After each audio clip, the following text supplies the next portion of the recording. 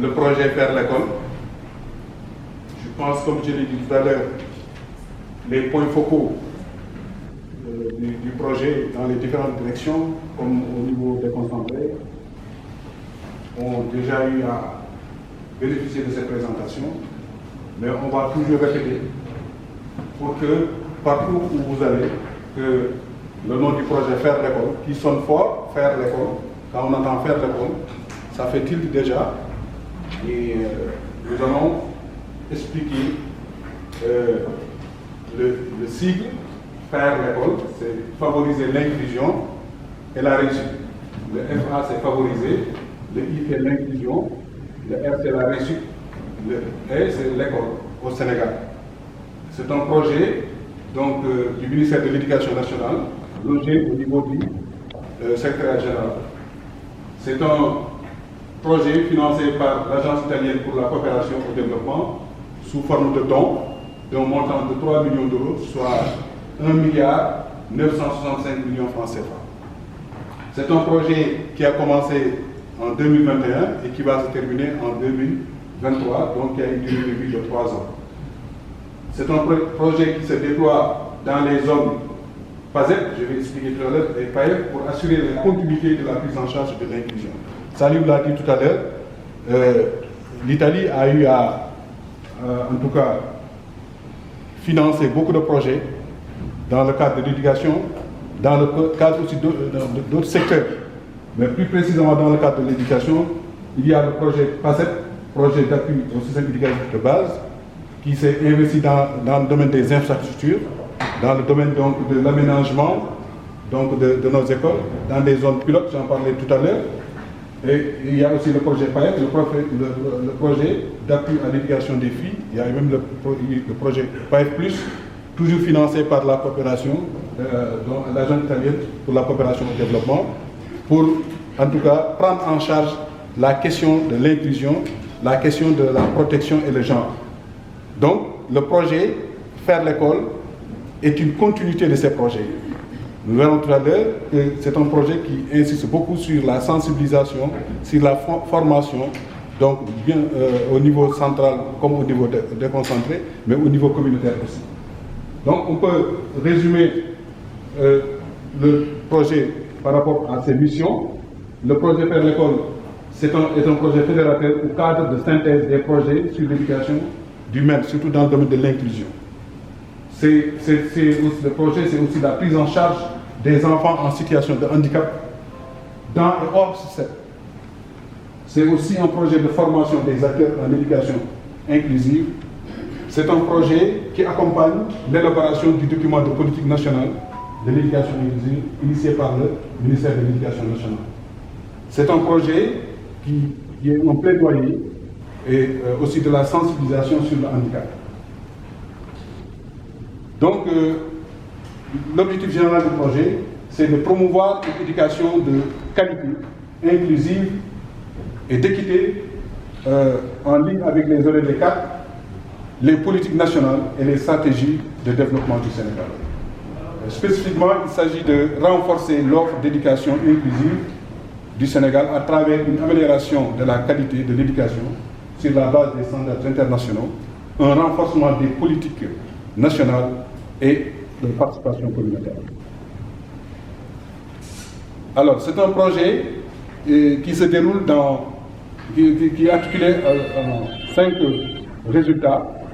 Le premier résultat, c'est de voir les services humains impliqués dans la réalisation d'interventions en faveur de l'éducation inclusive, renforcés au niveau institutionnel et interviennent de façon cohérente et coordonnée. Ce premier résultat est divisé en 3 grandes activités mises en œuvre avec 10 sous-activités. Le deuxième résultat est de voir le système d'information de gestion de l'éducation, le SIGE, intégrer les indicateurs sur l'éducation inclusive des enfants en situation de handicap et le genre.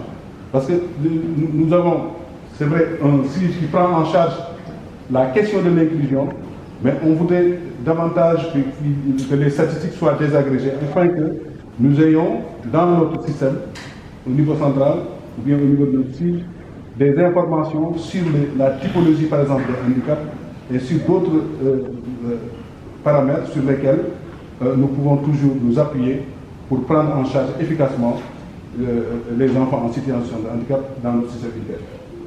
Donc c'est un résultat qui est décliné en 3 grandes activités, mises en œuvre avec 9 sous-activités. Le troisième résultat, c'est de voir les communautés, les écoles, les institutions, les familles sensibiliser sur les droits des personnes en situation de handicap. Comme nous sommes en train de le faire actuellement au niveau central, nous voulons aussi qu'au niveau communautaire, que les parents, que la communauté d'une manière générale soit très bien sensibilisée sur la question de l'inclusion pour la prise en charge de ces enfants qui sont souvent cachés dans les maisons, ou en tout cas qui sont toujours destinés à la mendicité ou bien à la rue. Donc c'est une part, je disais tantôt qu'il y a une part importante qui est accordée à la sensibilisation, surtout au niveau communautaire. Et ce résultat est décliné en 3 grandes activités, mises en œuvre avec 23 soutiens. Oui. Donc le résultat 4, c'est de voir la qualité des apprentissages dans les écoles publiques ordinaires améliorée via un renforcement de capacité du personnel éducatif.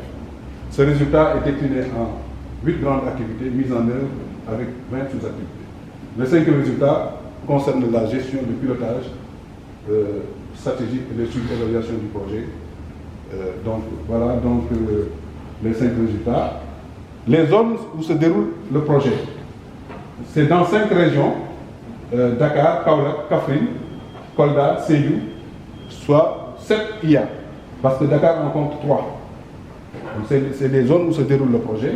Et le projet prend en charge 69 établissements, dont 46 écoles et 23 collèges.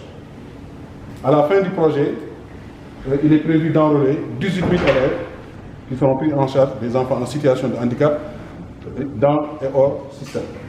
Il est prévu aussi la formation de 500 acteurs du système éducatif, donc directeurs d'école, principaux, professeurs, etc., surveillants, etc. Et aussi 6 000 acteurs de la communauté seront formés, sensibilisés sur la prise en charge des enfants en situation de handicap. Donc, les principales activités donc, du projet, c'est d'abord l'information, l'éducation, la communication, comme on est en train de le faire actuellement. C'est le renforcement de capacité du niveau central comme au niveau déconcentré. C'est l'amélioration de la qualité en rapport avec la protection de genre et l'équité. C'est la révision et l'élaboration des modules sur l'éducation inclusive, harmonisation et amélioration. Je l'ai dit tantôt, c'est la prise en charge holistique des données sur le handicap pour une meilleure prise en charge des indicateurs liés au handicap au niveau du SIG. C'est l'élaboration ou bien la finalisation donc, du document de politique d'éducation inclusive en relation avec les PTF, dont l'AICS. Donc c'est tout cela que nous avons résumé, ça lui a appelé hier un gâteau, hein, donc la principale bénéficiaire c'est l'école inclusive. Donc c'est d'abord les communautés, les administrateurs qui soient formés et accueillants par rapport à ces enfants-là. C'est d'avoir une culture inclusive et flexible, c'est d'avoir des enseignants ordinaires spécialisés bien formés et travailler ensemble. C'est aussi des personnes de soutien, AVS, soutien scolaire, père, etc. pour toujours une école inclusive. C'est des écoles, c'est des classes accessibles, inclusives, spécialisées et des passerelles entre elles.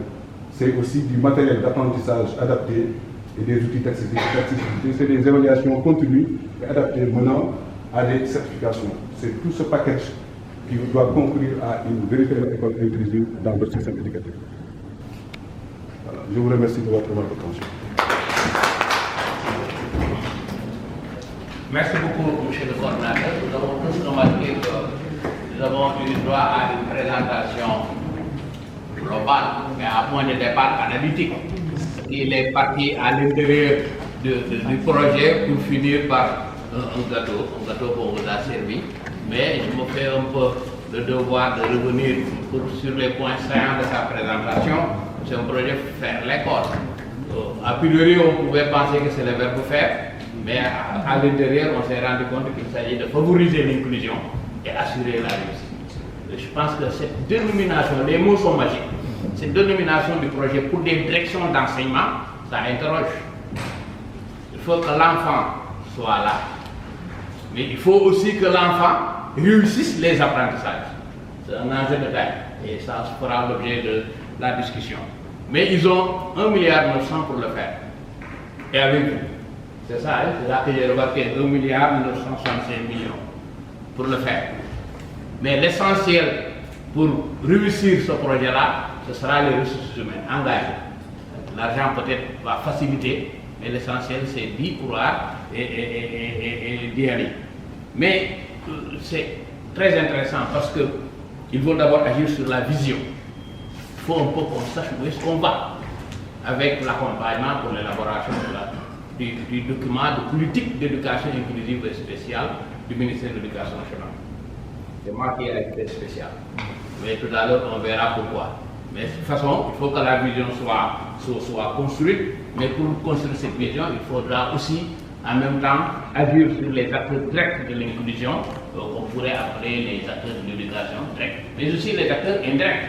C'est un peu la communauté, et les organisations, les partenaires sociaux, les partenaires financiers, les partenaires techniques qui vont peut-être nous permettre de mieux réussir ce que nous voulons. Mais pour arriver à ça, évidemment, ils ont 5 objectifs. Hein. J'ai pris bonne note. D'abord, ils veulent impliquer les services humains. Et c'est en ce sens-là qu'il y a une plus-value.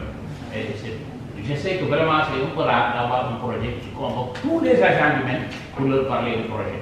Mais il faut cette dynamique globale et qui peut fédère les synergies et les énergies du ministère de l'Éducation nationale pour que le projet soit réussi. Et ça, c'est le premier objectif qui est décliné avec le sous-objectif et les sous-composantes qui vont expliquer. Mais nous savons tous qu'au niveau du ministère de l'Éducation nationale, nous avons peut-être quelques dysfonctionnements sur les indicateurs. Indicateurs, comme le nom l'indique, qui nous indiquent, qui nous dit il y a combien d'enfants qui sont hors école, combien d'enfants sont actuellement dans notre école, qui est qui a besoin de quoi, qui est où. Mais ça, c'est des indicateurs. Et nous savons que la direction responsable de la publication des indicateurs, c'est la DEFREC. Et nous avons chaque année notre RNSE qui donne des informations sur l'éducation au Sénégal. Mais à l'intérieur, si on fouille, on peut encore avoir des désirs d'informations sur les enfants en situation de handicap. Et là, ils veulent corriger en agissant, comme ils l'ont dit, sur le système d'information et de gestion de l'éducation, le SIGE. Comme ça, c'est le second objectif. Le troisième objectif qu'il a expliqué, c'est les activités au niveau communautaire. Parce que tout est question d'information, tout est question de sensibilisation, tout est question de communication pour le changement de comportement. Et là aussi, ils ont un objectif précis qui constitue le troisième objectif. Le quatrième objectif, et pas le moindre, c'est la qualité des enseignements. Ça, c'est la formation des personnels, des ressources humaines. Donc ça, c'est un objectif de taille, parce que l'essentiel se fera avec les personnes ressources. Et donc, ils ont un objectif à ce niveau-là qu'ils ont décliné.